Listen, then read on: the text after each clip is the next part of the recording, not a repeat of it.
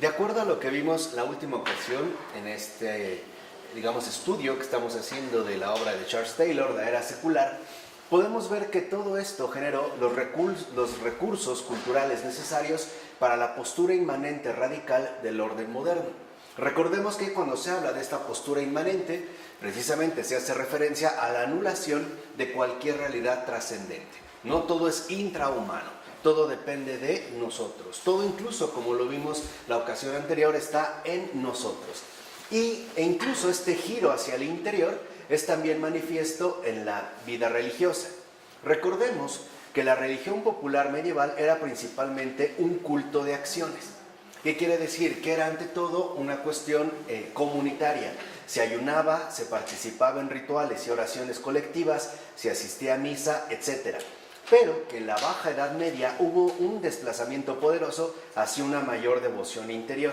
De hecho, la piedad erasmiana, o sea, se refiere, digamos, a la postura religiosa que realiza Erasmo de Rotterdam, quien es uno de los principales exponentes precisamente del humanismo europeo, ¿no? Subrayó que lo importante o que lo que importa es el espíritu, la intención, no la práctica visible.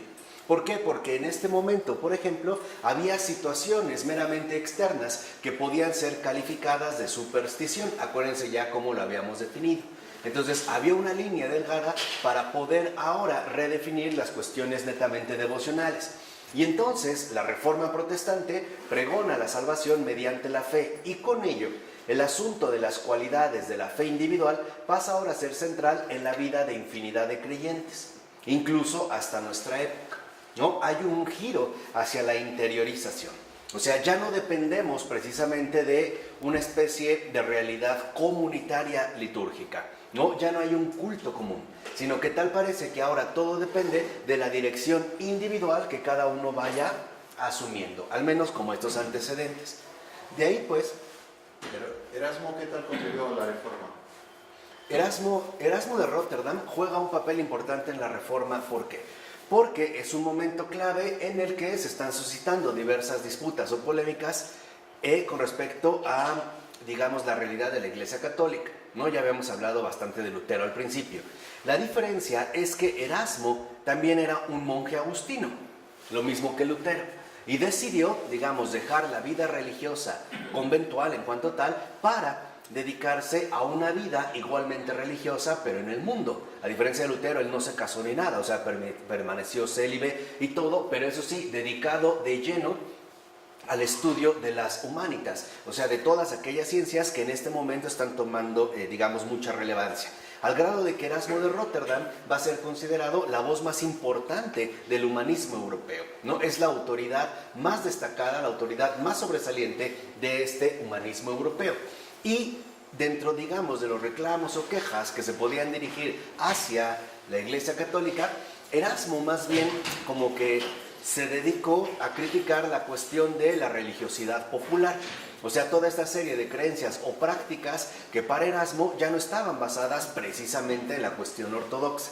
E incluso su verdadera aportación a la Reforma consiste en la respuesta que hace a Lutero después de que Lutero lo provocara y lo invitara a tomar postura durante muchísimos años, ¿no? O sea, Erasmo, por ejemplo, escribe diversos textos, pero en particular la respuesta que hace a Lutero sobre la cuestión del libre albedrío es, digamos, su aportación más fundamental, porque en este caso lo que defiende precisamente Erasmo es que no podemos asumirnos como un criterio absoluto de interpretación, o sea, no somos los jueces de la fe, sino que requerimos precisamente ayudas, en este caso la tradición, que nos permitan darle continuidad y adquirir una mayor comprensión dentro de este camino de la experiencia creyente. También recordemos que Erasmo de Rotterdam fue muy amigo o un amigo bastante cercano a Tomás Moro. Después iba a ser Santo Tomás Moro. Incluso hay cartas, ¿no?, que entre ellos intercambiaron. Entonces, la postura de Erasmo es una postura muy prudente, ¿no? Él no quería, digamos, adelantarse a la elaboración de juicios. Es más, después de varios años que Lutero lo está como presionando para que tome postura, obviamente a su favor, cuando finalmente Erasmo decide responderle a Lutero, le dice, ¿lo ves, Lutero? Ahora podemos ver de dónde viene el espíritu que a ti te impulsó a realizar lo que hiciste. Ahora vemos cuáles son tus obras. O sea, todos los daños que se habían causado. Y aquí es donde vemos el papel que juega en ese sentido Erasmo. ¿Él murió dentro de la iglesia o fuera de la iglesia? Sí, no, dentro de la iglesia. ¿Como sacerdote? En comunión. Sí, o sea, esto nunca, pero sin celebración. ¿Por qué no celebraba? Pero ya no celebraba porque para él, digamos, era importante buscar una vida alternativa que no estuviera corrompida bajo las formas usuales que solían presentarse en esa hereje. Finalmente murió hereje. Digamos que no tanto como hereje. Su postura no es la postura, por ejemplo, de un Lutero o de algunos otros. Es más bien como una cierta toma de distancia en la cuestión práctica, ¿no? Ahí es. Y por ello él va a destacar la cuestión de la piedad o la cuestión interior. O sea, va a seguir, digamos, también como hijo de su tiempo, estas líneas dominantes. Por eso es que, a diferencia de Tomás Moro, pues no fue canonizado ni mucho menos en algunas de sus posturas. Además, él era un gran amante, pues, de la cultura clásica, ¿no? Greco-latina. Dominaba muy bien tanto el griego como el latín. Bueno, aquí damos entonces inicio al apartado 4 de este capítulo 6, que va de las páginas 409 a las 425, y comienza con una pregunta muy importante. ¿Nos ayuda esto a comprender la era en que vivimos? O sea, ¿realmente esto nos ayuda? Y la respuesta es sí. ¿Por qué? Por 3 motivos. Primero, porque hemos visto que el humanismo exclusivo nació en relación con la ética de la libertad y el beneficio mutuo, o sea, intrahumano, e incluso como un conjunto alternativo de fuentes morales para esta ética, en lugar de la dinámica propia de la fe, que es lo que hablamos cuando la religión se reduce a moralismo y por lo tanto se le quita la verdadera experiencia creyente. 2, porque nos hace entender de qué época proviene su gestación. Entender que no es algo netamente reciente o algo, digamos, propio de los tiempos actuales. Y 3, porque el amplio abanico de posiciones no creyentes existentes en la actualidad, no necesariamente ateas, ¿no? sigue marcado de algún modo por la vigencia de esta época. Estamos yendo desde la raíz, ¿no? De la cual brotó la situación actual, o cómo llegamos a vivir esto. Entonces, esto implica, por supuesto, un claro cambio de mentalidades, en tanto contribuyó a profundizar un desplazamiento decisivo en el centro de gravedad de la sensibilidad y de la comprensión de la élite moral de Europa Occidental, ¿no? Hay un cambio fundamental de estas mentalidades. En efecto, la libertad, o sea, en este caso, concretamente la libertad de creencias, está comenzando en esa época a convertirse en un valor en sí mismo, en un rasgo esencial para cualquier orden político-social que pueda considerarse aceptable e incluso legítimo. Entonces, este cambio de mentalidades radica en que esta libertad de creencias, el hecho de que cada uno defina por sí mismo, ¿no? en base a su autoafirmación, las creencias que quiere mantener o bien las creencias que sean de su preferencia, empieza a establecerse como un valor en sí mismo. Hoy no le llamamos un valor. Hoy simple y sencillamente le llamamos un derecho. Hablamos en términos de derechos. No decimos que cada quien tiene derecho a la libertad de creencia, o sea, creer lo que se les da la gana. Pero esto no es reciente. Esto proviene desde esta época que hemos estado describiendo. Incluso se considerará que la propia libertad de creencias es, digamos, un rasgo central para que un determinado orden político y o social sea aceptable. Y por lo tanto no se considere como algo autoritario. Y esto es justamente lo que le daría su propia legitimidad. De tal manera que paralelamente, tras este énfasis creciente en la libertad de creencias, se acrecienta la preocupación por lo que podríamos llamar el bienestar, obviamente en un sentido secular, que va unido a la prosperidad económica y el crecimiento productivo disciplinado a medida que se empieza a comprender cada vez más las posibilidades que ofrece dicho crecimiento. Podemos decir que entonces este bienestar secular proviene de la explotación de la inmanencia, o sea, el reino, digamos, paradisiaco que se espera ya no es algo que esté postergado aún más allá, sino es algo que debemos adquirir por nuestros propios medios y sobre todo por nuestros propios esfuerzos aquí y ahora, bajo este horizonte, digamos, netamente mundano.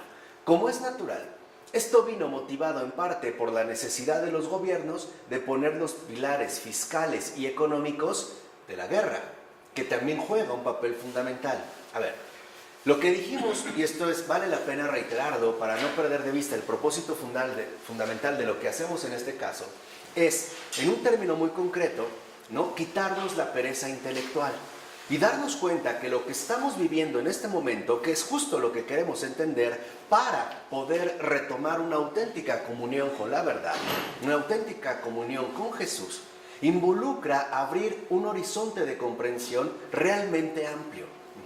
La situación simplemente actual que vivimos, por tener un perfil global, requiere asimismo una comprensión global. Por eso hemos hablado de que se requiere ahorita una verdadera potencia intelectual.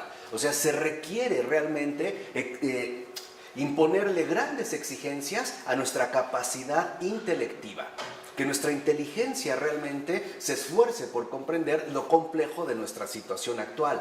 No es únicamente una cuestión histórica, ¿no?, como si se tratara de un mero adorno o una mera erudición. No, se trata de ir al fondo de estas situaciones para poder comprenderlo. Entonces, por ejemplo, si ahorita queremos entender el estatus de la no creencia, que ya estaría instalada, digamos, en la vida de muchísimas personas actualmente, necesitamos un horizonte de comprensión amplio que incluso entienda la dinámica económica, política, sociológica, antropológica, obviamente teológica, etcétera, etcétera, etcétera, para poder tender puentes de comprensión. De otra manera, no hay ni acercamiento y tampoco habría en este caso cercanía. No habría en este caso una verdadera comunidad. Habría brechas que en efecto no nos permitirían comprender a fondo la realidad de las almas. Porque siendo honestos, ¿para qué hacemos esto? Para un solo propósito, para poder ayudar a las almas. O sea, para la mayor gloria de Dios. Es esto literalmente lo que realizamos. De ahí pues que entonces tengamos también que hacer un esfuerzo por conectar todos estos diversos ámbitos, o vamos a utilizar el término preciso para dar la imagen correcta. Necesitamos estar al día de la compleja red, de esta actual network en la cual estamos insertos, nos guste o no. Y no podemos quedar al margen. No podemos literalmente quedar fuera de esta exigencia, ¿no?, de comprensión que nuestra propia realidad ordinaria ya nos va exigiendo día con día. A esto es lo que dijimos en una ocasión, que debemos estar a la altura de los tiempos, y más todavía como iglesia, porque es una labor precisamente conjunta. Así como los padres de la iglesia podemos decir que se descerebraron e hicieron esfuerzos intelectualmente impresionantes para poder entender el contexto en el que vivían y ayudar a las almas, obviamente nosotros no llegamos a tanto, pero vamos en esta misma línea continua. Vamos en esta misma línea de continuidad católica, ¿vale? Por eso estas referencias a veces a la política, a la economía, etc. Y si lo vemos, habría mucho que hacer.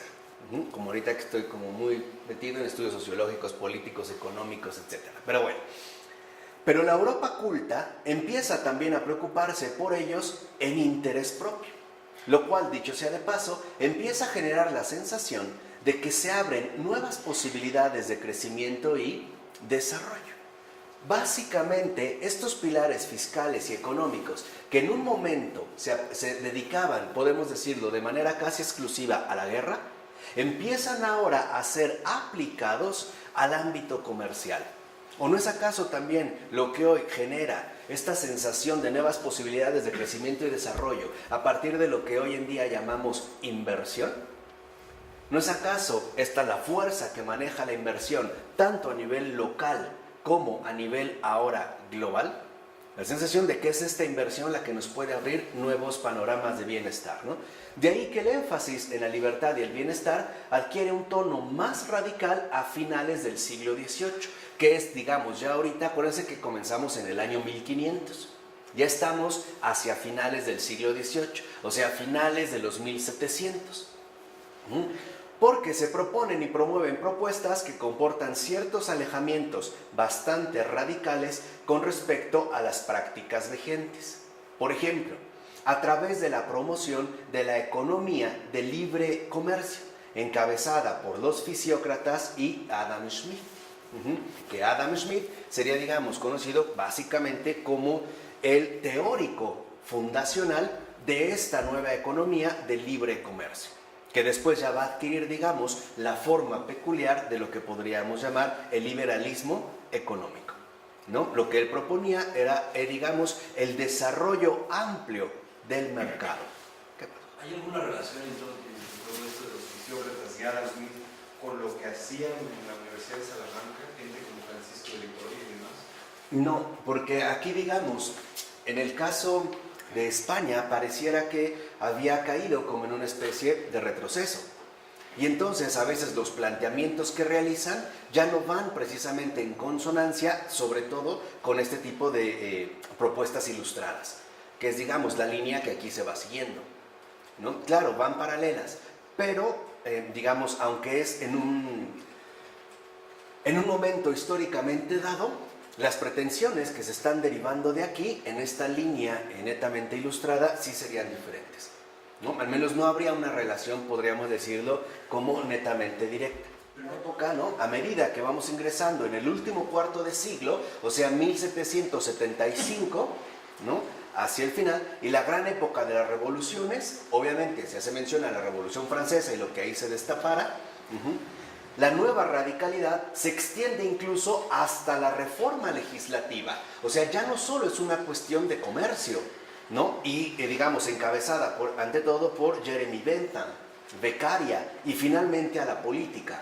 ¿Por qué? Podríamos preguntarnos, dicho sea de paso. ¿Por qué esta radicalidad se extiende también a la reforma legislativa? Porque el comercio también necesitaba alianzas estratégicas con los ámbitos políticos.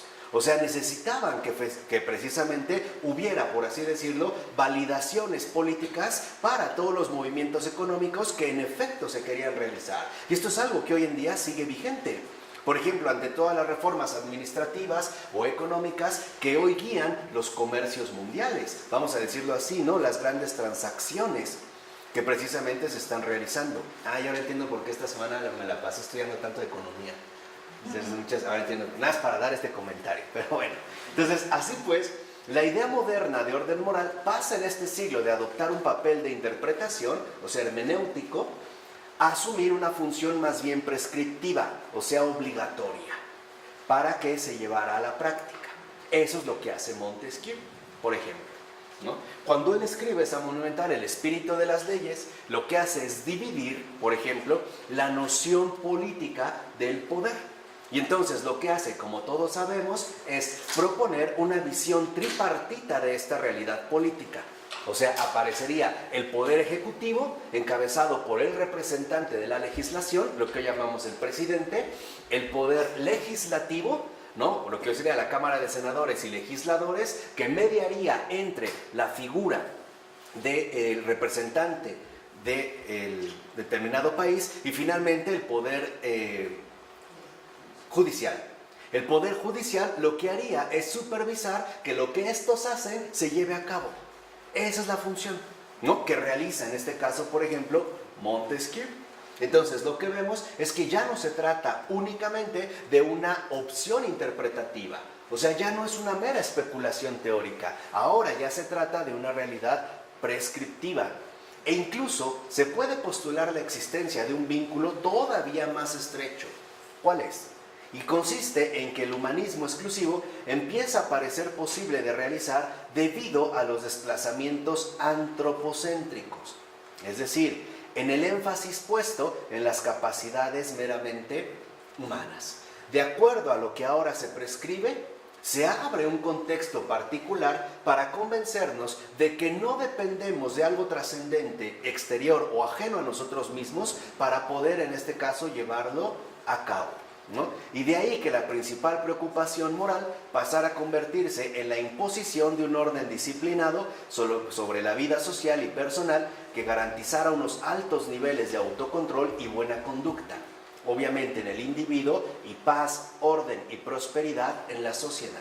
Esta es la prescripción de los estados modernos, que hoy precisamente sigue teniendo vigencia, aunque empieza a modificarse por las nuevas realidades dentro de las cuales ya estamos insertos. Por ejemplo, esta modernidad líquida de la que habla Zygmunt Bauman, donde ya todo es inestable, ¿no? O donde se ha erosionado lo sólido, o esta nueva era de la información que involucra entender todos los movimientos que estratégicamente se llevan a cabo de modo global en el ámbito sobre todo económico, político y cultural.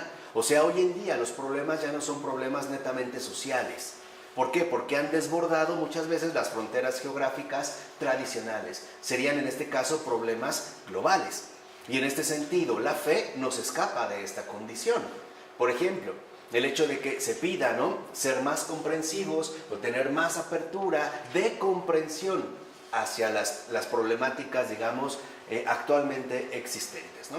Entonces, lo que se busca es convencernos de que todo depende de nosotros y que, por lo tanto, debemos de garantizar unos altos niveles de autocontrol y de buena conducta. O sea, hay toda una serie de disciplinas, ¿no? Dijimos, estas estrategias de disciplinación para que no falle el orden establecido. Ejemplo muy sencillo. Ok, ¿te gusta embriagarte? Hazlo, pero no faltes a trabajar. Por ejemplo, por poner nada más una situación. De tal manera que si todos nos aplicamos, si todos nos volvemos productivamente, ¿no?, individuos, entonces lo que se obtendrá como resultado es paz, orden y prosperidad. Por eso, incluso las metas más elevadas de los seres humanos parecen perseguir bienes y fines estrictamente humanos. Y esto es un perfil que hoy, por ejemplo, sigue adquiriendo bastante actualidad. Mucha gente empieza a soñar que lo importante es ser, por ejemplo, un gran empresario o un gran comerciante o adquirir cada vez más mayores oportunidades de desarrollo económico, ¿no? Pero la meta es algo netamente humana.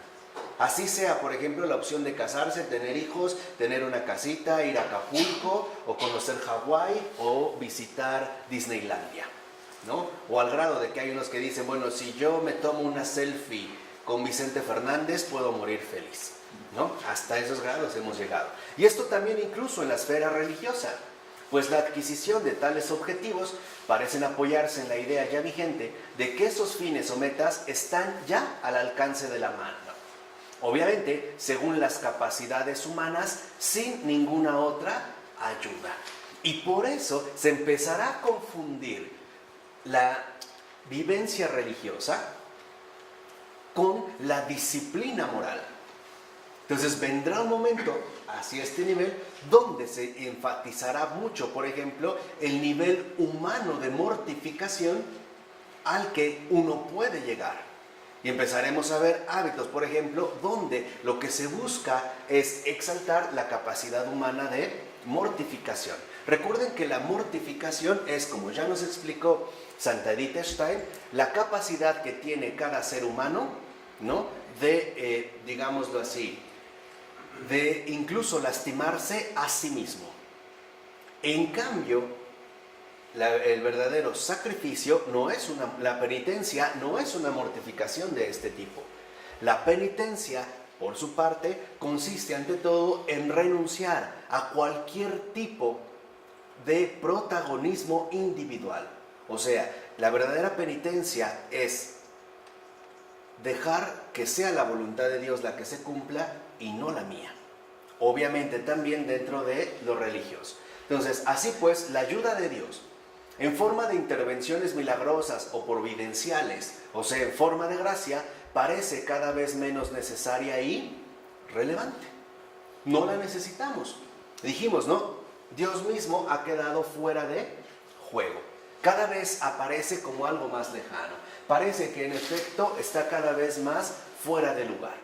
Y aquí es donde un segundo desplazamiento inaugura un territorio de fuentes alternativas, también morales, para asegurar la realización de los fines netamente intrahumanos. En este punto, la necesidad de la ayuda de Dios para poder alcanzar metas más altas, ya sean morales o espirituales, deja de ser algo evidente, innegable y para la mayoría cuestión de experiencia vivida. Y esto es un punto realmente fundamental de destacar. ¿Por qué? Porque esta ayuda de Dios tal parece que ha desaparecido de nuestro panorama humano de existencia. No parece algo evidente, ¿no? Más bien estamos convencidos de que debemos poner en marcha todas nuestras propias capacidades y potencialidades para que las cosas se lleven a cabo. Por ejemplo, no sé, ante una cuestión netamente legal, para nosotros lo primero es mover todas las cuestiones legales, o sea, todo lo que esté a nuestro alcance. Y si de plano no pudimos, bueno, Dios quedará como una opción, pero no contemplada, al menos en principio. Sería un recurso así como que, bueno, porque en realidad no tuve de otra. Y esto es justo lo que se empieza, por ejemplo, a perfilar en este momento. De hecho, en su empeño por establecer el proyecto moralmente ordenador, las personas pueden pasar a percibirse como seres de hecho accionados por motivos y fuerzas puramente humanos. Y por eso sienten que no hay nada más alto o más importante hacia lo cual aspirar. Y esto de hecho es lo que nos puede explicar el porqué del éxito de algo así como el Club de los Optimistas. ¿Por qué? Porque en el Club de los Optimistas precisamente lo fundamental es que busquen reactivar aquellas fuerzas o motivaciones que ya poseen ellos mismos, ¿no? El hecho de que se vean ante un espejo y se digan, sí, tú eres triunfador, hoy voy a tener éxito, todo me va a ir bien. O sea, es algo así como explotar al máximo nuestro propio potencial. Y por ello consideramos que ciertamente ya no hay nada más alto o algo más importante hacia lo cual aspirar, ¿no? Hoy vemos cómo en efecto todo se queda en el nivel inmanente de lo intrahumano. Y por eso en una ocasión lo comentamos y lo vamos a volver a repetir porque es muy importante. Esto nos ayuda a comprender el por qué han aparecido en realidad tal cantidad de sicarios, por ejemplo. Porque para un sicario lo fundamental es obtener las exigencias inmediatas del instante. O sea, si le pagan 5,000 pesos por matar a alguien más, pues esto es lo más alto que puede concebir. Gastarse 5,000 pesos en alcohol o en droga o en, no sé, en un lugar de diversiones, ¿no?, modernas, etcétera, qué sé yo, esa es su meta. No contempla que haya una posibilidad más alta, al grado de que incluso, por ejemplo, si pierde la vida al poco tiempo, para él pareciera que por lo menos alcanzó, ¿no?, un cierto nivel de superioridad. ¿Qué es lo que ocurre, por ejemplo, con gentes que también entran al narcotráfico? ¿No? Empiezan a cambiar de carro en su casa y entonces ya como que la hicieron, ¿no?, dentro de este orden intrahumano. Así que en este caso, las metas más altas debían, por así decirlo, ser descargadas en el dominio de lo humano. Los fines que trascendieran la prosperidad humana, o sea, secular, debían desaparecer de la vista. Incluso desde la perspectiva de buena parte de los devotos creyentes, con el fin de que las capacidades morales humanas, ahora realzadas, pudieran encontrarse con ellos a mitad de camino y alcanzar así una especie de equilibrio entre nuestros objetivos y nuestras capacidades humanamente morales. Por ejemplo, aquí uno de los aspectos que vemos es que si se busca que desaparezcan de nuestra vista, ¿no?, fines trascendentes, entonces para mucha gente que incluso se considere devota o creyente, lo fundamental es ser una buena persona. Cuando dice buena persona, se está refiriendo a una persona que realmente pertenece a este orden moral de disciplina, ¿no? Esforzarse por ser, digamos, un buen ser humano. Y con eso sería suficiente e incluso sería lo único necesario para poder acceder a, digamos, su ámbito de creencias, ¿no? Entonces, dicho brevemente, se trataba de dejar en claro cómo se puede organizar la vida humana para que genere plenitud y felicidad sin necesidad de recurrir a otra instancia trascendente o extrahumana. O sea, en este sentido, el proyecto consiste en que se logre organizar la vida humana sin hacer referencia a Dios. Esto es, digamos, lo que está de fondo. De tal manera que quedemos convencidos que podemos alcanzar plenitud e incluso ser felices por nuestros propios medios. o a través de lo que este ámbito intrahumano nos puede ofrecer. Por ejemplo, así como una persona puede considerar que sería absolutamente feliz si contara con el último iPhone disponible, o si realmente tuviera un empleo súper bien pagado, o incluso si se hubiera acostado con más de 1000 mujeres u hombres, o qué sé yo. O sea, esto es parte de lo que se puso en marcha ya desde, fíjense, finales del siglo XVIII. Y lo que hizo en el siglo XIX, por no hablar ya del siglo XX, y de lo que llevamos del siglo XXI, es radicalizarse todavía más. Adquirir, digamos, perfiles todavía más radicales. Por eso, solo era preciso que desapareciera la perspectiva de la vida ultraterrena, para que se creara un clima exclusivamente intrahumano. O sea, no hay cielo ni infierno. Hay personas que hoy siguen diciendo, vean, ya con 2 siglos de anacronismo, ¿no?, que el cielo y el infierno se viven aquí, que no hay allá, que es aquí. O sea, que todo lo que tú vas a vivir bien o mal es aquí. Bueno, pues aquí están sus antecedentes. Ya no hay una vida ultraterrena. De hecho, incluso ya en este periodo se aprecia cierta tendencia a imaginar la vida ultraterrena en términos de paz, reposo y reencuentro con los seres queridos, lo cual excluye por completo a Dios. ¿No es, de cierta forma, la imagen falsa que nos propusieron del paraíso?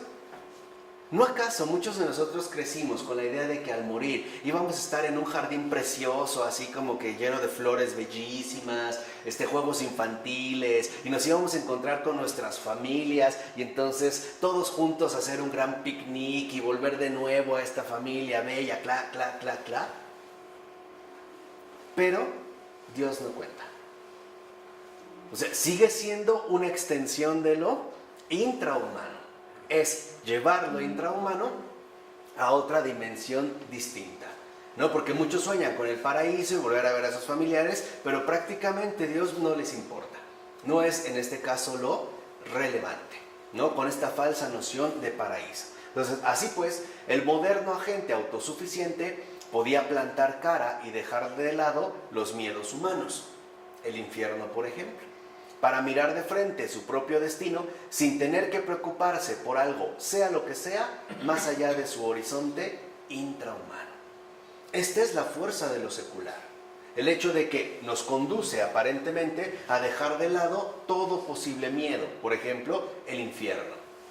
De ahí que hemos llegado a la creencia, o mejor dicho, a la no creencia de algo así como el infierno, ni el cielo, ni algo relevante, ¿no? Aparentemente somos tan autosuficientes que lo único que podemos hacer es encarar nuestro propio destino sin pensar en un más allá. Todo se ha limitado a los márgenes de lo intrahumano. O sea, en resumen, la identidad autosuficiente, capaz de imponer control disciplinado y bienestar, generó su propio sentido de la dignidad y el poder, así como sus propias preferencias y satisfacciones interiores, que de cierta manera es en el ámbito en el cual nos movemos. Por ejemplo, hoy puede haber una persona que sienta que su dignidad depende incluso de separarse lo más radicalmente posible de creencias trasnochadas, ¿no? O en este caso, por ejemplo, de apartarse de la religión. De tal forma que ahora buscaremos establecer nuestras preferencias y satisfacciones interiores también por cuenta propia. O sea, nadie nos tiene que decir nada. Cada quien puede precisamente, ¿no?, establecer sus criterios de vida que mejor le parezcan.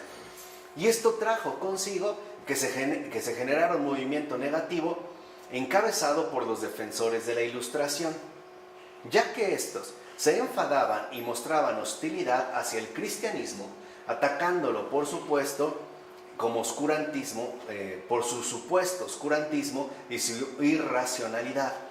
Sobre todo, y esto es lo más importante, lo condenaban y repudiaban porque servía para justificar la opresión y la imposición del sufrimiento. En pocas palabras, tal parece que entonces el cristianismo le mostraba a la Ilustración lo falso de su proyecto de felicidad.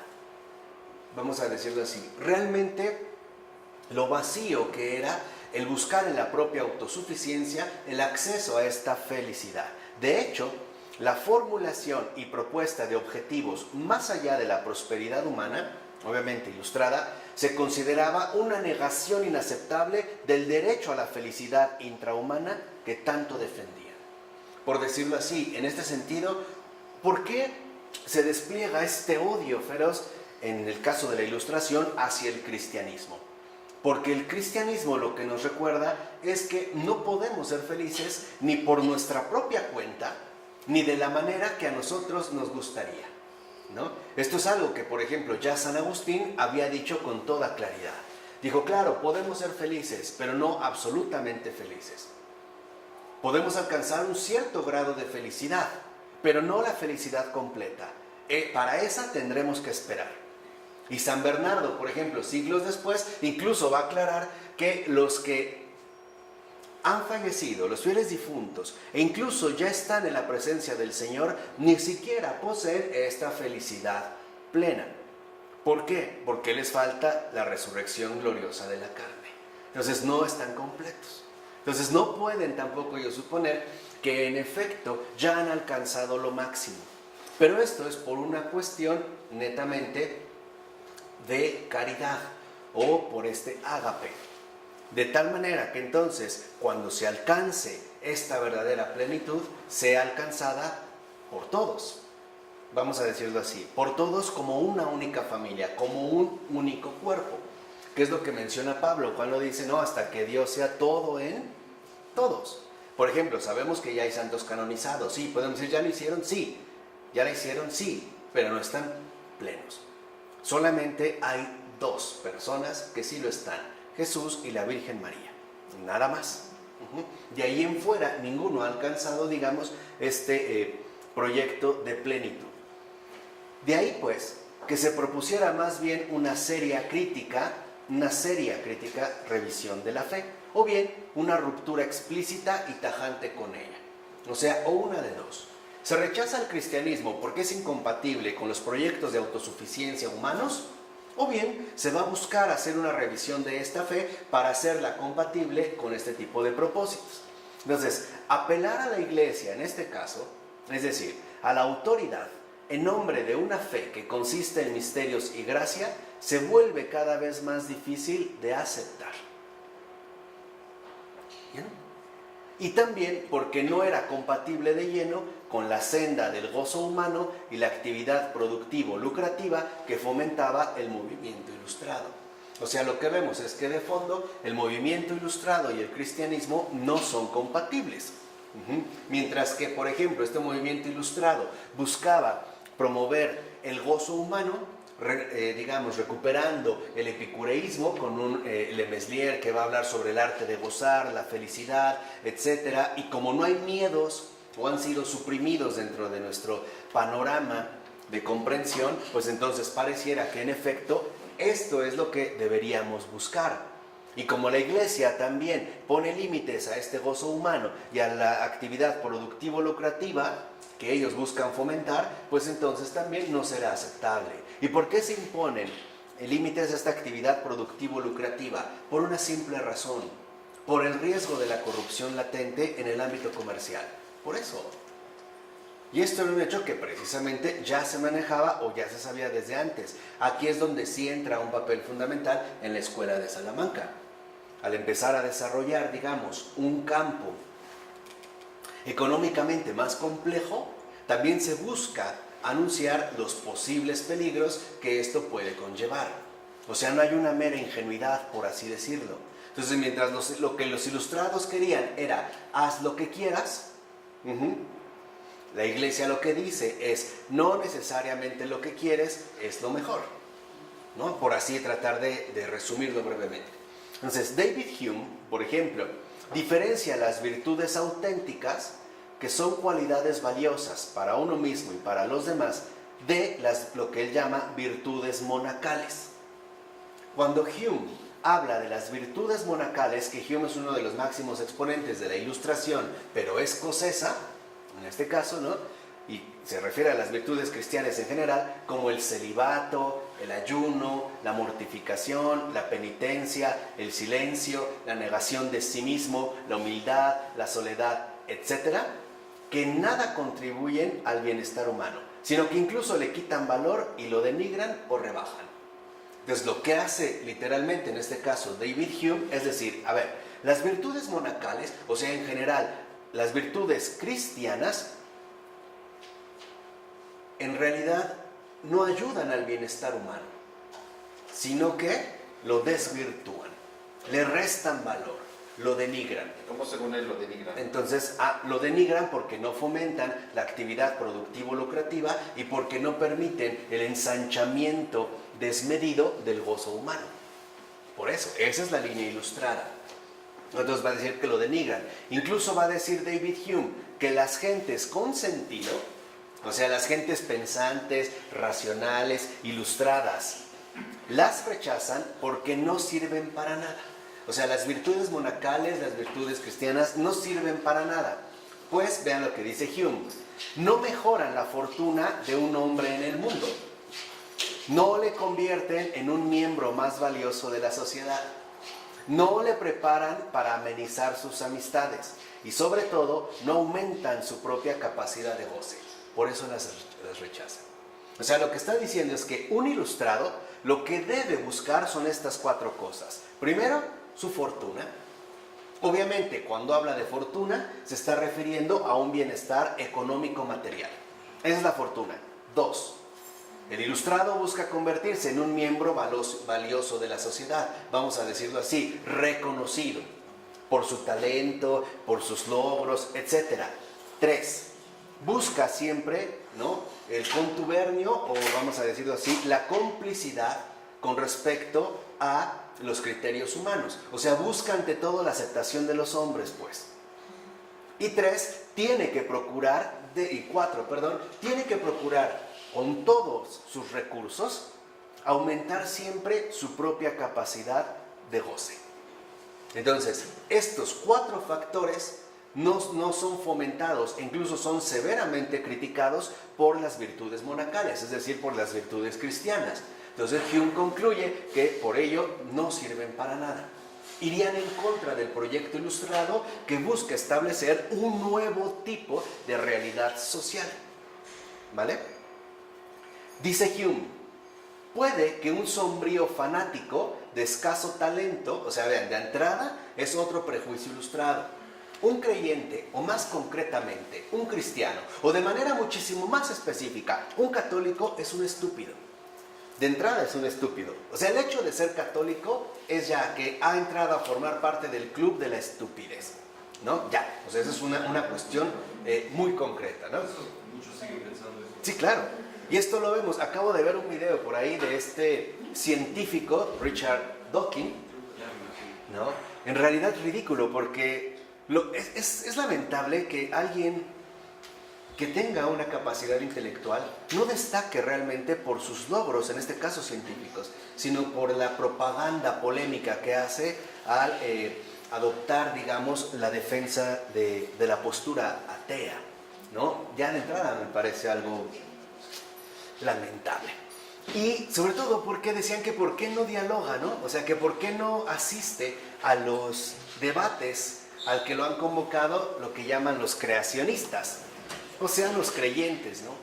Y él respondió, una respuesta que precisamente se va en la misma línea, donde decía que no va porque es como si a él le invitaran a dialogar a una persona que sabe que la Tierra es redonda y que gira alrededor del Sol, lo invitaran a hablar con alguien que defiende que la Tierra es plana y fija.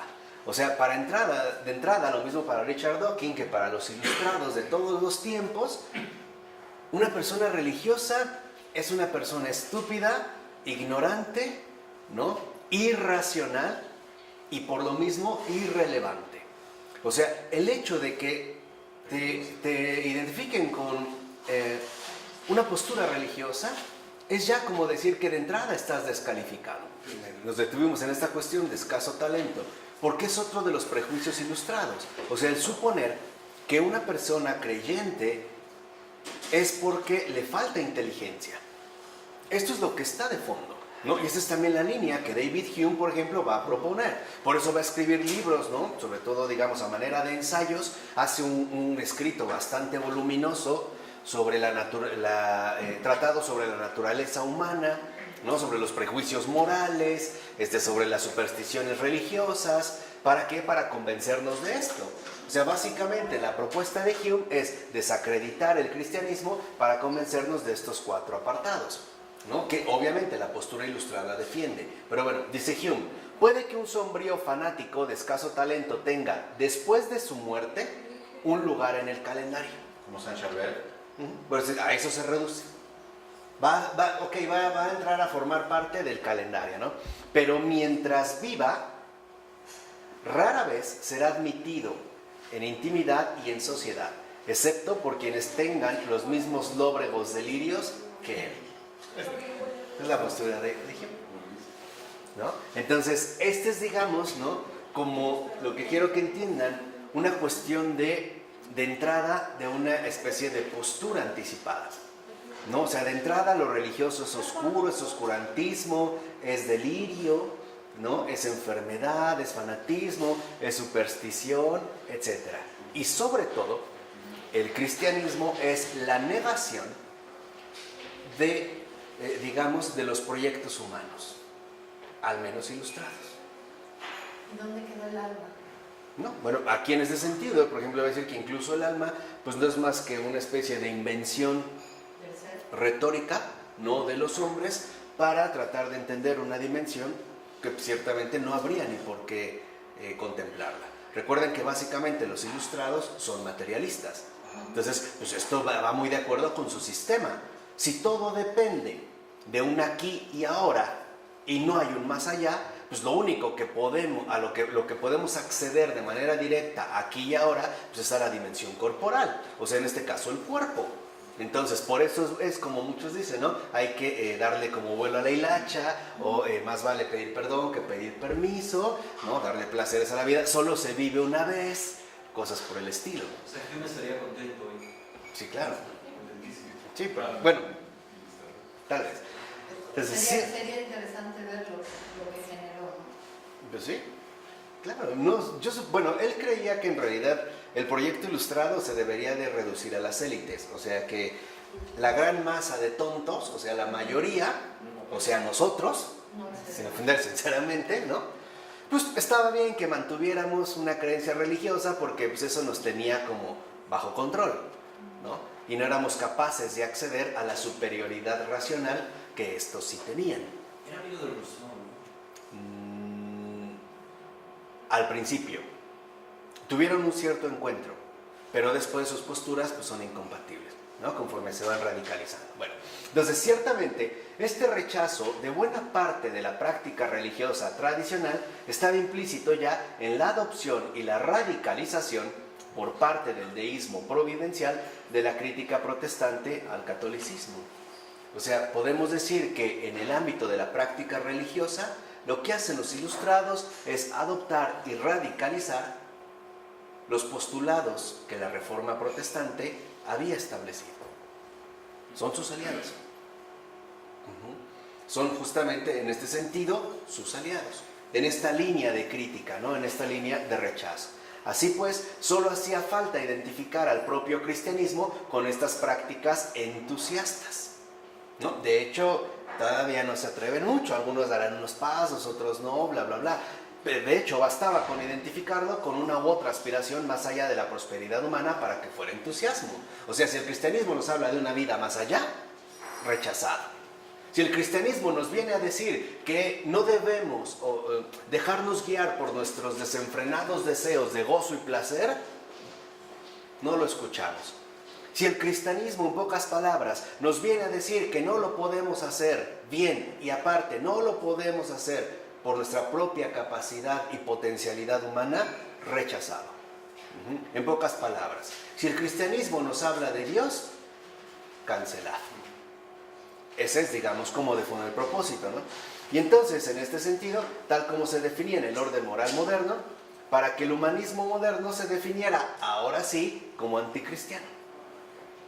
En un primer momento no lo es, pero solo esto hacía falta, ¿no? Un anticristianismo que bien podía ser deísta o bien identificado con el ateísmo declarado. Ya en su momento también abordaremos a Nietzsche, que es un caso muy especial, de verdad muy especial y muy serio. Pero el punto está, y esto también hay que dejarlo como muy claro, en que para muchos de nosotros nos decimos cristianos, pero en realidad somos deístas. ¿Qué significa esto? Sí, creo en Jesús, ¿no? Puedo creer que es Dios, que se encarnó, pero no en la iglesia. Miren, lo vamos a poner claramente. La piedra de toque, la locura y el escándalo para todo creyente después del ascenso de Jesús a los cielos es la iglesia. Ese es el filtro, ese es literalmente el criterio. Y lo podemos ver en toda la serie, por ejemplo, de anarquistas místicos de la Edad Media o en todos estos revolucionarios que también estamos estudiando en otra clase. La finalidad de fondo es acabar con la Iglesia Católica, como sigue siendo hoy en día. Y acabar con Dios. Sí, bueno, pero Dios puede, digamos que, a ver, vamos a ponerlo así. Los deístas lo que quieren es salvar a Dios de la porquería de la Iglesia. Quitarle estas manchas que la iglesia le ha puesto, ¿no? O sea, hay que, en pocas palabras, el hombre moderno quiere salvar a Dios. Ya no quiere que Dios lo salve, no. El hombre ahora quiere salvar a Dios de toda esta bola de estúpidos ignorantes que no hacen más que tonterías, que no son más que supersticiosos y fanáticos, que no han comprendido la altura y excelsitud, grandeza de lo que es Dios. No conocen a Dios, ¿no? Esta bola de gusanos mortales, repugnantes, etcétera, etcétera, etcétera, etcétera. ¿Vale? Entonces, esto es muy delicado. ¿Por qué? Porque muchos de nosotros, en realidad, estamos más bien movidos por criterios de vida deístas. O sea, por criterios de fondo anticristianos, ¿no? Por ejemplo, ha habido intelectuales contemporáneos que su argumento es el siguiente: Jesús está bien, la iglesia no. La iglesia no es de Jesús, ese es un invento humano que sobre todo se lo debemos atribuir al fanático de Pablo. Ese es el inventor de la iglesia. Jesús nunca inventó la iglesia, Jesús no instauró la iglesia, instaló un amor universal y nos vino a hablar de un Dios universal. Pablo es el inventor de la iglesia, y obviamente porque entonces la iglesia se convirtió en un centro y cúmulo de poder que extendió sus redes de dominación, oscuridad y fanatismo en el mundo entero, llegando hasta la época actual. De resumir, o sea, sus argumentos, ¿no? Es esto el punto. Entonces, tener cuidado con ello, porque lo que realmente evalúa nuestra comunión con Dios, y ya después también daremos un curso sobre la palabra comunión y comunidad, que hoy está también como deslavada, como erosionada. Lo que realmente evalúa nuestra comunión con Dios es nuestra relación con la iglesia. Ese es el criterio, ¿eh? Ese es el criterio radical. Y si no me creen a mí, pregúntenle a un San Agustín. Pregúntenle cuántos años le costó purificar su postura ilustrada. ¿Cuántos años le costó y esfuerzo entender el amor de Dios en su forma concreta, en su realidad concreta? Cuando tiene su conversión Agustín, ¿no? Y eso lo vimos con Ratzinger en Pueblo y Casa de Dios, según la doctrina de San Agustín, dice: ok, esta idea de Dios me encanta, ¿no? Es intelectualmente excelente. Pero cuando llega a la iglesia y ve toda esta bola de jodidos, dice: no, aquí no puede estar. Dios sí, iglesia, ¿qué? No. Y esto para él, de verdad, constituyó un esfuerzo enorme. De hecho, yo creo que la verdadera columna de santidad de Agustín fue su superación de sus propios prejuicios intelectuales. Eso yo creo que fue su verdadera lucha ascética, o sea, su verdadera lucha cristiana. Y esto solo lo consiguió cuando es declarado obispo. Y aparte no por cuenta propia, porque el pueblo lo pidió. Es más, él decía: no, a mí no, no, ¿cómo no? Tú sí, órale. Y cuando se convirtió en obispo, entendió realmente que el amor de Dios es una realidad concreta, que siempre desafía las preferencias, los gustos y los deseos de los seres humanos. Por eso es muy sencillo, vuelvo a repetir, darnos cuenta cómo está nuestra comunión con Dios, evaluando con sinceridad cómo está nuestra relación con la iglesia. Ese es el criterio, ¿no? La iglesia siempre es un desafío para la comprensión humana. Entonces, podemos apreciar entonces la adopción de 3 posiciones. 1. Algunos alienaron la verdadera fe reformada con la civilización y la cortesía. 2. Otros reaccionaron contra esta identificación e insistían en que la fe debe llevarnos más allá de esta forma de vida autocontrolada, moralmente disciplinada y autosuficiente, es decir, autónoma. Vamos a decirlo. Estos que reaccionaron contra esta identificación no se cansaron de repetir una y otra vez que lo fundamental es la presencia activa de la gracia, la primacía de lo trascendente sobre lo inmanente, la trascendencia de Dios sobre el hombre, pero en una comunión ciertamente cercana, porque se dieron cuenta que el mayor peligro consistía en reducir la fe a una vida moralmente ordenada, o vamos a decirlo así, al criterio ilustrado de corrección.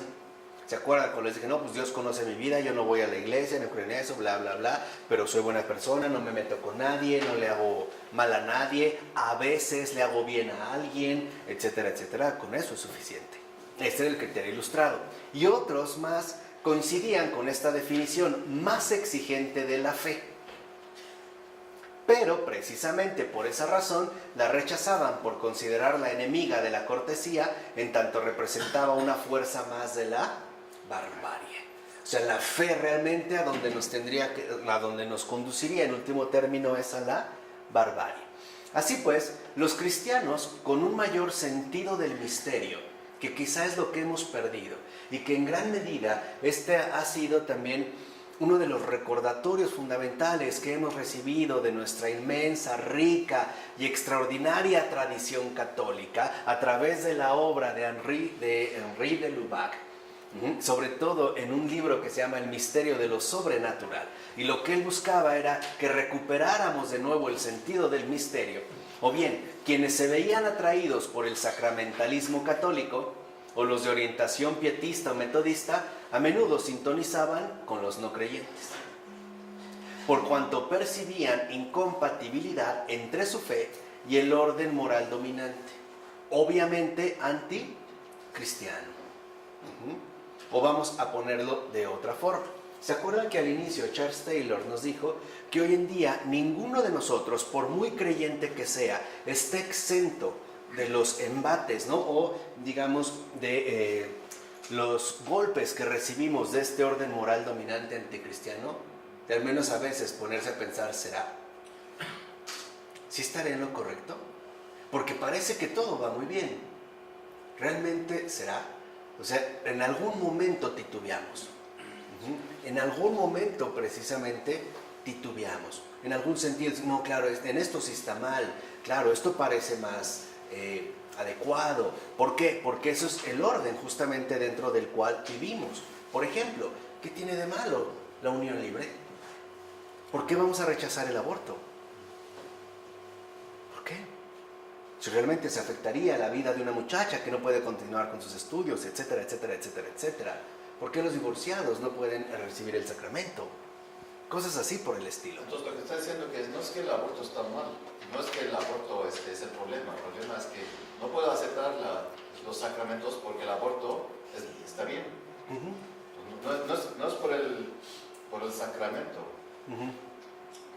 sino por el aborto. Claro. No puedo aceptar el sacramento. Exacto. O sea, lo que vemos aquí es que el orden dominante, que ciertamente es anticristiano, es lo que para nosotros es de entrada válido y no al revés. Entonces, es un poco lo que ahorita comentaba Ronnie. Para una persona, por ejemplo, que aprueba el aborto, digamos que el peso radica en que el aborto es justamente lo normal, lo habitual, lo aceptable para este tipo de orden moral dominante. Los que no estén dentro de este orden moral dominante, o sea, los que se vean atraídos por el sacramentalismo católico, por los que tengan un mayormente desarrollado su sentido del misterio, pues serán catalogados justamente como bárbaros, fanáticos, hoy su palabra preferida, intolerantes. Esta es la línea de pensamiento que impera en nuestro orden moderno. Por ejemplo, recordemos ahorita cuál es la línea de pensamiento que está marcando, por ejemplo, el ciudadano presidente Enrique Peña Nieto. Lo que él dijo ya básicamente es que se va a reformar la Constitución para que quede claro que el matrimonio no puede ser definido en los términos constitucionalmente tradicionales, que era la unión conyugal de un hombre y una mujer con vistas a la procreación. ¿Por qué? Porque ahora resulta que el problema radical no es el matrimonio, es la identidad. No, les voy a resumir un poco el planteamiento. Es la identidad, o sea, que ahora ya no solo hay hombres y mujeres, hay más. Y por lo tanto, si por ejemplo un niño a partir de los 4 años le dijera a sus padres, no soy niño, soy niña, los padres tienen la obligación de cambiarle su acta de nacimiento. Y si le dice que no es humano, sino perro. Pues eso es lo que yo supongo. Lógicamente esas puertas se abren. Bueno, claro, para que ver, digamos, esta línea, digamos, en esta línea que se abre, ¿no? De tal forma que entonces se buscaría cambiar paulatinamente dentro de todo este paquete de reformas que se están haciendo, nuestra propia comprensión de lo que es una identidad. Entonces habría otro tipo, ¿no?, de identidades diferentes a las reducidas entre hombre y mujer. De tal manera que ahora, por ejemplo, incluso los baños dentro de espacios públicos o ciertamente instituciones educativas tendrían que ser mixtos. Porque no tendríamos por qué como que rebajar, su palabra favorita, discriminar lo demás, sino que tendríamos que fomentar siempre la igualdad. Y todo esto lo comento para llegar a lo último. Y él dijo, aquellos que no acepten, o sea, que no comprendan esta línea de pensamiento, es porque son intolerantes. Ese es el arma preferida del orden actual. Si yo digo, no, al aborto intolerante, no entiende las circunstancias de los tiempos, eso era antes, no ahora. O sea, el hecho de que, ¿no?, el creyente, el religioso, especialmente el católico, se ha visto como una especie de estúpido anacrónico que está fuera, ¿no?, de las exigencias de este tipo de orden moral. Y yo también tengo un razonamiento similar al de Luis, porque dije, a ver, entonces, si somos tan incluyentes, tan tolerantes y tomamos en cuenta toda la biodiversidad en la que vivimos, ¿qué pasa, por ejemplo, con los perros? Por ejemplo, si mi perro lo saco a pasear y llega otro perro y lo quiere montar y mi perro voltea y lo quiere morder, entonces mi perro es intolerante. No, entonces ya no solo va a haber perros y perras, habrá otra cosa, ¿pero qué? ¿Cómo le vamos a llamar? Es que y si una persona se quiere casar con su hermana, o si una persona se quiere casar con 2 mujeres, o sea, todo este tipo de puertas se abren, pero nadie habla de esos puntos. Pero no solo se quedaría a nivel de lo humano. Por ejemplo, ya se han dado casos de matrimonios donde se han casado, por ejemplo, con un árbol. ¿No? ¿Sí? Sí. ¿Sí? Auto. ¿Sí? Como de un auto. Por ejemplo, o un auto, celebras tu matrimonio ahí. O sea, a final de cuentas, lo que quiero que vean, y estas son de las dinámicas que se han movido, es por este orden moral dominante que ya se empezó, digamos, a instalar prácticamente desde finales, dijimos, del siglo XVIII. Por eso yo les dije hace mucho tiempo que sí, la Iglesia Católica tenía una deuda pendiente con el mundo, porque había guardado silencio más de 2 siglos. Y estamos tratando de pagar un poquito esa deuda. Estamos haciendo nuestra aportación, o por poner una palabra más bella, estamos dando nuestro diezmo para cubrir esta deuda. Y son muchos otros, los que están, digamos, involucrados aquí. Pero bueno, en todo caso, entonces, lo que queda claro es que tanto en sus motivos positivos como en los negativos, la aparición del humanismo exclusivo estuvo estrechamente vinculada al auge de la ética de la libertad y del orden benéfico. De hecho, puede decirse que fueron tanto el carácter central de esta ética, tú puedes solo, el relativo éxito para cumplir con ella los que fomentaron el giro antropocéntrico. De hecho, las poderosas satisfacciones morales que fomentaba esta ordenación triunfante fueron las que motivaron positivamente a que se abrazara este tipo de humanismo, mientras que los fracasos de la religión en relación con esta ética dominante fueron los que a menudo motivaron el desplazamiento negativamente. O sea, el hecho de que en este sentido, digamos, alguien no estuviera realmente a la altura de las situaciones, entre tambaleándose entre si debía o no debía, que es un poco la postura actual, ¿no? Parece que hay más bien como mucha incertidumbre o mucha inestabilidad. ¿Qué postura debemos asumir? No es que los tiempos son otros. Y entonces de repente escuchamos incluso en sermones de un sacerdote que nos invita a entrar de lleno, ¿no?, al orden dominante, mientras que otros nos dicen, no se metan ahí, esta es obra demoníaca. Y entonces como que estamos jaloneados, ¿no?, entre una situación y otra, ¿no? Por una parte entre la no aceptación y por otro lado hacia la invitación abierta. ¿Qué es el orden benéfico? El orden benéfico es que seamos productivos para que nuestra sociedad crezca en términos económicos. Este es, digamos, el criterio, ¿no? Así pues, el desarrollo del ateísmo, por ejemplo, no proviene simplemente del progreso de la ciencia y la indagación racional, como suele sostenerse de manera reduccionista, y aparte con muy poca seriedad intelectual. No, es que cuando realmente los hombres se atrevieron a pensar por sí mismos y entonces tomaron en su mano las riendas del mundo a través del progreso científico, nos dimos cuenta que la religión era una mentira. O sea, eso también significa que todos los que estuvieron antes pues eran una bola de idiotas mensos que no fueron capaces de alcanzar esta altura intelectual, ¿no? O este nivel intelectual. No es simplemente... no proviene de aquí, sino que hunde sus raíces en la promoción de este orden ético netamente antropocéntrico, es decir, tan humanamente satisfactorio y atrayente. Esta es la estrategia. En pocas palabras, aquí se ha desatado de una manera radical el imperio de lo visible. Acordémonos de Adán y Eva. El demonio pone la tentación en algo muy visible. El fruto de ese árbol prohibido. El fruto se ve. Pero, por quedarse solo en lo que se ve, perdieron todo lo que no se ve. Y esto es la estrategia de hoy, que algo sea satisfactorio y atrayente. Por ejemplo, no sé, las mujeres que aparecen en las revistas, ¿no?, para caballeros. Fíjense, son revistas para caballeros. ¿Qué quiere decir? Que entonces, si yo leo una revista de estas, sí soy un caballero. Cuando antes la connotación, por lo menos medieval, era completamente diferente.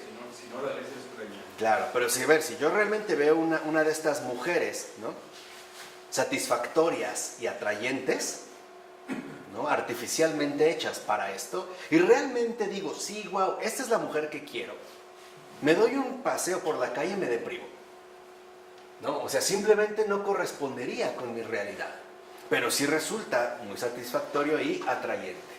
Ahora bien, en su forma medieval original tenemos dos esferas de vida, con sus actividades y oficios particulares, que de hecho se corresponden con las dos ciudades que ciertamente coexisten en la historia, la ciudad de Dios y la ciudad terrenal, ¿no? Que quien mejor las comprendió y las expuso pues fue San Agustín. Me parece que es como su obra mayor, ¿no? La ciudad de Dios. Bueno, ahora, estas dos ciudades tienen cada una sus propias reglas y normas especiales. Por ejemplo, se supone que los poderes espirituales, o sea, el santo oficio, no derraman sangre, porque para ellos lo importante es la conversión del alma, razón por la cual los herejes tienen que ser entregados al brazo secular, o sea, la Inquisición.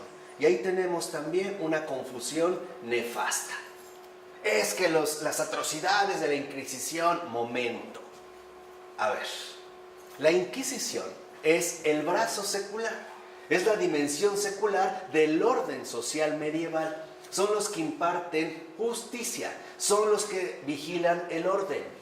Como el poder espiritual, el Santo Oficio, hoy el Santo Oficio sigue existiendo o no, que era la que estaba atenta a ver qué tipo de doctrinas se propagaban, cuáles eran las posturas, ¿sí o no?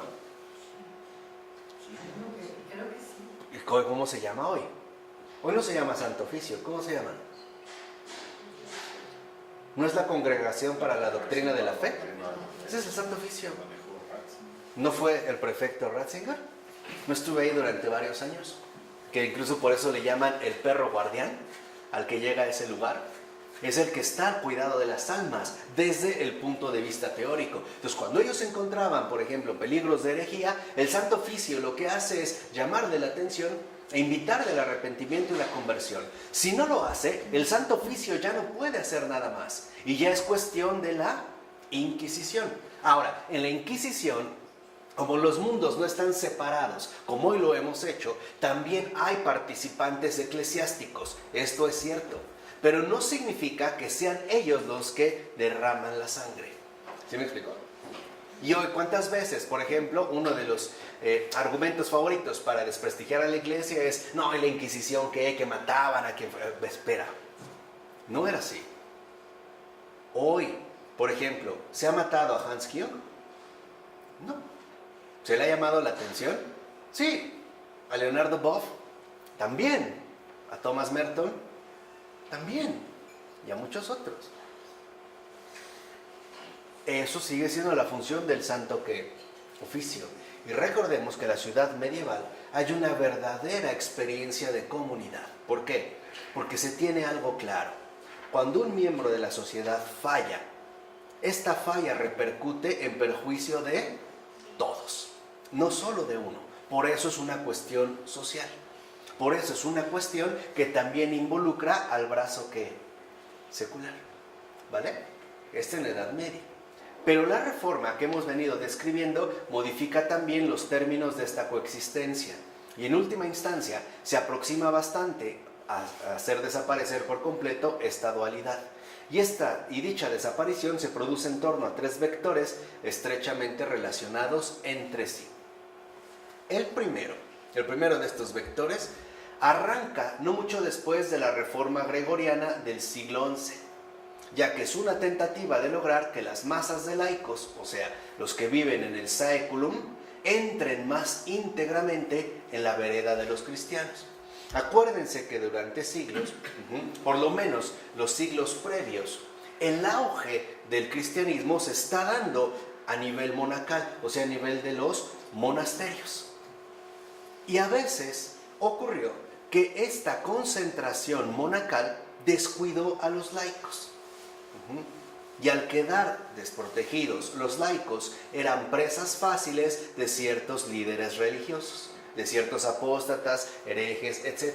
Por ello, dicho sea de paso, en esta visita que hizo el Papa Francisco a México, les rogó a los obispos, al episcopado mexicano, que no abandonen al pueblo, justo por situaciones de este tipo, ¿no? Entonces, en la Reforma Gregoriana, lo que se busca es que haya una integración plena de los cristianos, que no haya esta separación entre lo monacal, o sea, lo cristiano, y lo secular, ¿no? Que se queden en este caso con lo mínimo, ¿no?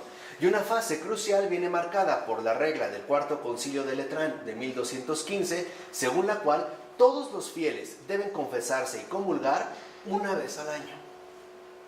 Antes no. Y aquí también vale la pena hacer un comentario paralelo.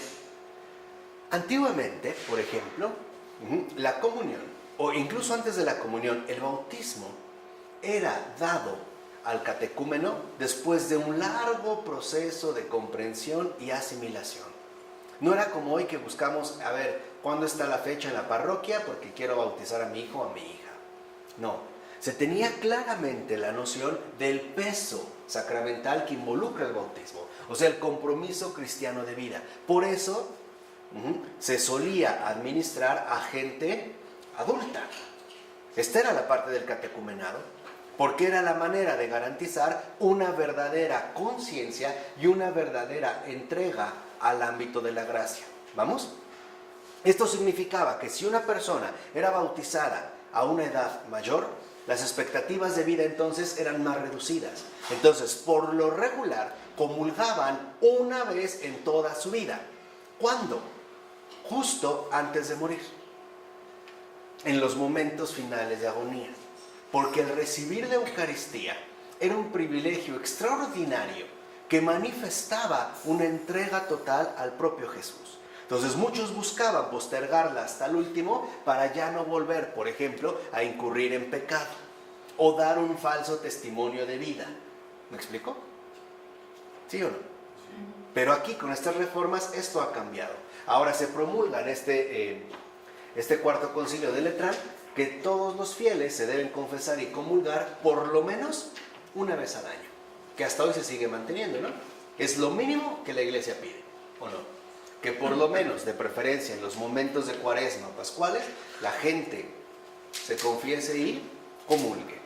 El segundo vector acaece con la Reforma Protestante y representa un ataque frontal contra este dualismo.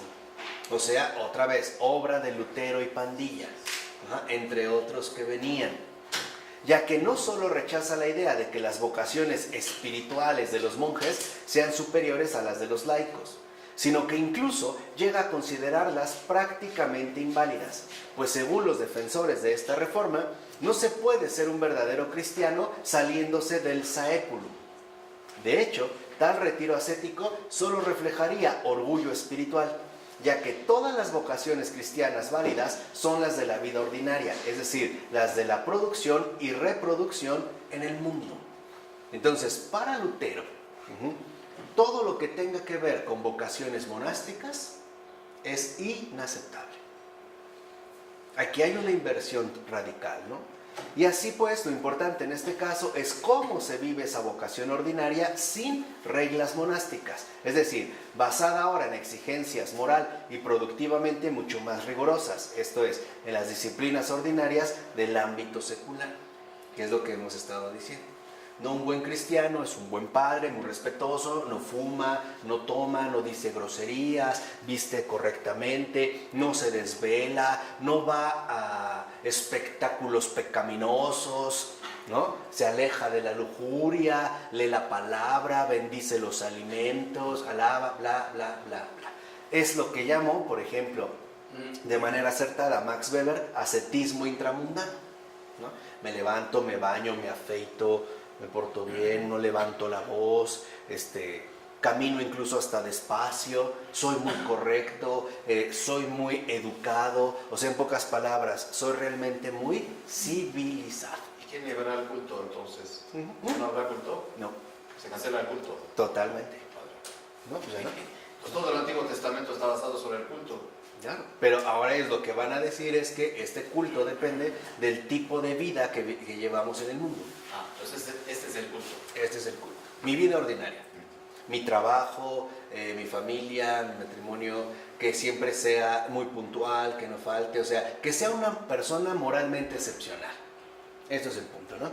Y en tercer lugar, el tercer vector, es todas las ramificaciones de la Reforma promueven el desencantamiento, y los protestantes lo hacen de una manera más radical, ya que si bien es cierto que buena parte de lo que delimitaba la esfera espiritual era que sus miembros se ocupaban de lo sacro, presente en forma concentrada en determinados lugares, momentos, personas y actos, en festividades, celebraciones e iglesias, clérigos y sacramentos, ahora desaparece de la vida humana como fuente de referencia y existencia, lo cual hace parecer más obvio que la vida cristiana solo puede consistir en una determinada manera de vivir en el mundo. Entonces, ahora lo importante está en el mundo. No que reconozcas a alguien una cierta superioridad espiritual. Y por eso Lutero y las líneas protestantes no aceptan a los santos. Esa es la razón de fondo, por eso no los aceptan. De hecho, no aceptan nada sagrado, No. una cosa sagrada. No, por eso ya no hay nada sacro. Lo único importante es cómo vivimos en el mundo.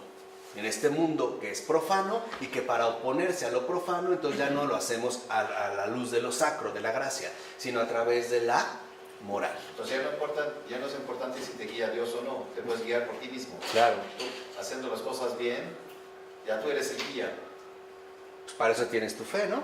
No necesitas nada más. Y aparte ahí está la escritura, ¿no? Ya está todo. Pero esta escritura estéril porque no entra. Ya no. Una cosa es la letra, otra cosa es el espíritu de la letra, ¿no? Bueno, así pues, el mundo secular declara, por así decirlo, su independencia con respecto a las exigencias espirituales tradicionales, al proponer ahora una vida cristiana no sacramental en el mundo. Esto es protestante. Una vida cristiana no sacramental en el mundo. Vamos a decirlo de manera muy concreta. ¿Cuál es la gran aportación de la Reforma Protestante a nuestra actual experiencia de fe creyente? La anulación de la eclesialidad. El mostrarnos la iglesia como algo superfluo, irrelevante e incluso nocivo para la propia vida cristiana. Y que por cierto no es algo también propio de Lutero, ya varios siglos antes se había manejado esta idea, ¿no? Entonces, ahora esta vida cristiana no sacramental en el mundo, obviamente no basada en el misterio, ¿no? Se basa por completo en la disciplina moral y en la organización productiva, o sea, antropocéntrica. Claro, ¿para qué voy a ir a misa si cumplo bien mi trabajo? Ahí está mi vida plena, ahí está lo que podríamos llamar mi culto. E incluso el ir a las celebraciones o, como ellos le suelen llamar, a las asambleas. Por eso no necesitamos imágenes, ¿no?, de estos orgullosos espirituales que se consideraron fuera del mundo, o sea, la vida en el misterio, ¿no? Por eso ahora basta con que seamos moralmente impecables y obviamente económicamente productivos, ¿no?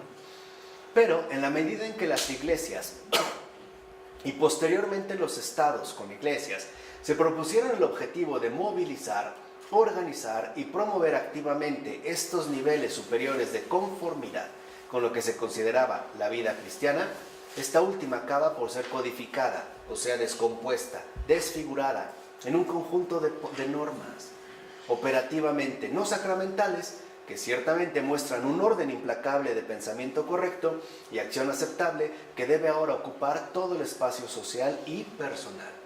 Y aquí es lo que en gran medida nos ha perjudicado bastante: la anulación del misterio como algo fundamental en nuestra experiencia cristiana de fe. El habernos quedado limitados al propio ámbito antropocéntrico en el cual todo depende de nosotros y del entorno que nos rodea de manera inmediata, ¿no? Recuerden lo que habíamos comentado en una ocasión anterior. Por ejemplo, si una persona se queda sin empleo, nuestro primer consejo es: compra el periódico, ponte a buscar, salte a trabajar, haz esto. Nunca es saber qué te está pidiendo el Señor en esta situación concreta de tu vida. Y si alguien te lo dice, lo vamos a ver con cara de fanático loco, con ganas de aventarlo a las vías del metro, porque no nos está, digamos, ayudando en qué, en nada. Y por eso nos ha gustado inventar un montón de tonterías que según nosotros Dios dice, ¿no? A veces hay mucha gente que dice, o no dice Dios, ayuda que yo te ayudaré.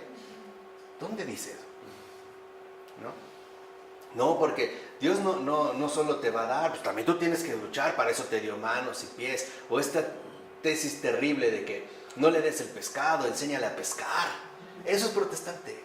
Enséñale esta productividad, no hay misterio. Que no se alegre de la enorme bondad de la providencia, sino que ponga su empeño, su voluntad, su productividad para hacer una pesca grande. Y que después, poco a poco, se dé cuenta que con una sola cañita de pescar no es suficiente, que puede utilizar una red. Y si después mejor renta un buque, y si después se convierte en una empresa mundial de comercio, ya la hizo.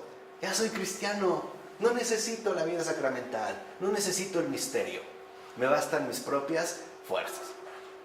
Entonces, la propia tentativa de expresar lo que la vida cristiana significa en términos de código de acción, o sea, principio operativo en el Saeculum, abre la posibilidad de diseñar un código cuyo principal objetivo sea el englobar los bienes fundamentales de la vida en el Saeculum, y que para muchos cristianos de vida no sacramental siguen siendo los principales. ¿Qué son los bienes fundamentales? Ahora, ¿cómo se van a definir? La propia existencia. O sea, el aferrarme a mi vida, el cuidar de todas formas mi propia vida, ¿no? Son los bienes fundamentales de la era secular. La prosperidad. ¿Qué entendemos por prosperidad? ¿Sabiduría, adquisición de gracias? No. Prosperidad económico-material, la paz. ¿Qué entendemos por la paz? La ausencia de conflictos y el beneficio mutuo. ¿Qué entendemos por beneficio mutuo? El enriquecimiento sin obstáculos. llegando incluso a establecer que estos bienes seculares son lo fundamental, lo único que contempla la vida cristiana. O sea, bienes puramente ¿qué? Inmanentes. Entonces, si yo me enfermo, algo no estoy haciendo bien, algo está pasando. Si yo no he alcanzado esta prosperidad, obviamente por mis propios medios, entonces como que, pues, no, Dios no está contento conmigo, ¿no? Al parecer soy un flojo, ¿no? Si en mi vida hay conflictos, no hay esta paz, como que algo no está funcionando, ¿no? Y si no hay enriquecimiento sin obstáculos, pues entonces como que algo me está faltando, le tengo que echar más ganas, etcétera, etcétera, etcétera. Este es el orden de los bienes que hoy cuidamos a toda costa. Por eso han tenido, por ejemplo, basémonos nada más en el primer punto, por eso han tenido tanto éxito en términos productivos, o sea, en términos protestantes de raíz, la venta de estos seguros de gastos médicos, incluso mayores. De antemano compramos el más grande, pensando que tal vez nunca lo vamos a usar, pero de antemano ya estamos protegidos para cualquier tipo de eventualidad. Y mientras peor sea la eventualidad, mayor protección vamos a ¿qué? A necesitar. Entonces Dios no me cuida, es mi aseguradora la que me protege. En términos de estas líneas, en estas fuerzas seculares, entiéndeme el planteamiento que estoy mencionando. Entonces ahora lo queremos hacer recurriendo, vuelvo a repetir, a el orden netamente antropocéntrico. Esto nos lleva finalmente a tener en cuenta la historicidad de nuestras opciones de creencia actuales, o sea, la sedimentación del pasado en el presente, ya que la interpretación que hacemos de nosotros mismos como seres seculares, cristianos o creyentes inmanentes, ateos, etc., se define por la sensación histórica, a menudo terriblemente vaga, de que hemos acabado por ser así después de vencer y superar formas de fe anteriores, inaceptables e incomprensibles. Es un poco la postura de Augusto Comte, ¿no? Que funda el positivismo. Venimos de una era teológica, o sea, bárbara, oscura, prejuiciosa, o sea, cristiana, para después pasar al ámbito filosófico, que nos ayudó a través de la razón a liberarnos de estas bajezas, pero que no era lo definitivo, sino la era positiva, o sea, la que inaugura finalmente la organización de toda la vida humana y no humana a partir de los criterios científicos que la ciencia nos aporta precisamente como único progreso concebible, ¿no? Así, ir como de lo peor a lo mejor. Y por eso un gran número de no creyentes actuales entienden que el ateísmo es un logro de la racionalidad triunfante, en tanto representa la superación de la irracionalidad de la fe, lo que hace rato les comenté. Pero esa es una equivocación. Pero esta concepción, como dice Charles Taylor, carece de una auténtica conciencia históricamente continua, ya que la cuestión de fondo es esta: ¿el ateo es en verdad un no creyente o más bien es un anticristiano? Es lo que dice Taylor. Esa es la cuestión real. Dice, y esta es la razón por la que la historia narrativa del auge de la no creencia, que es lo que estamos viendo en más de 1000 páginas, más como 1500 páginas, no guarda relación con un pasado supuestamente irrelevante, ni es un extra opcional para los aficionados a la historia. Pues Dios sigue siendo un punto de referencia obligado incluso para los no creyentes más despreocupados, puesto que ayuda a definir la tentación que hay que superar y finalmente abandonar para poder ascender a las altas cimas de la racionalidad en las que habitan. O sea, como si Dios fuera finalmente, ¿no?, una tentación a superar para mostrar la grandeza, ¿no?, de los avances humanos. Más bien, dice Taylor, todas las cuestiones que rodean a la secularidad y a la creencia se ven afectadas por una doble historicidad, una conjugación en tiempo pasado en dos hileras. Por una parte, la no creencia y el humanismo exclusivo se definieron en relación con formas de creencia anteriores, tanto el teísmo ortodoxo como las interpretaciones del mundo mágico. Y esta definición sigue siendo hoy en día inseparable de la no creencia. Y por otra parte, las formas de no creencia de aparición posterior, así como todas las tentativas de redefinir y redescubrir la creencia, se definen a sí mismas en relación con este primer y pionero humanismo de la libertad, la disciplina y el orden moral. O sea que no son ni tan vanguardistas ni tan originales como ellos mismos suelen pensar. Y que no fue solo un triunfo de la razón, esta razón triunfal que tanto, ¿no?, se enorgullecen de mostrar. No, es producto de muchos otros factores que ciertamente provienen incluso de una dimensión religiosa. ¿De acuerdo? Con esto daremos fin al aspecto 6. Pasaríamos ya al último capítulo del libro 1 de Taylor, el orden impersonal, que es el ámbito 7. Pero mientras vamos a dejarlo hasta aquí. Del Padre, del Hijo y del Espíritu Santo. Amén.